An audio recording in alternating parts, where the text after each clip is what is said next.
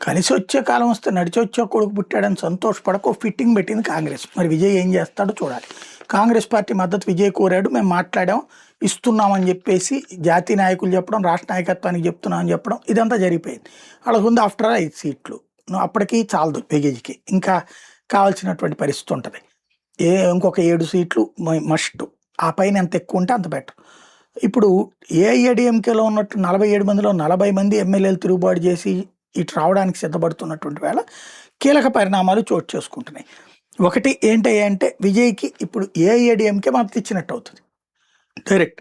ఇంకో పక్కన కాంగ్రెస్ ఏమో ఫిట్టింగ్లు పెడుతోంది, మేము మద్దతు ఇస్తాం, బేషరతుగా మద్దతు ఇస్తాం, కానీ నువ్వు భవిష్యత్తులో మతతత్వ శక్తులతో కలవకూడదు, అంటే బీజేపీతో కలవడానికి వీల్లేదు అన్నటువంటి, బీజేపీ మిత్రపక్షమైన ఏఐఏడిఎంకేతో కలవడానికి వీల్లేదు అన్నటువంటి, అంటే నువ్వు మా 5 సీట్లతోనే సర్దుకో, మా ఏఐఏడిఎంకే ఇదే నువ్వు డిఎంకే మద్దతు మాత్రం అడక్కు అన్నటువంటి రూట్లో పోతున్నారు. మరి ఇలాంటి వితండ పనులు, విచిత్ర పనులతో ఏం సాధిస్తో కాంగ్రెస్ అర్థం కాదు.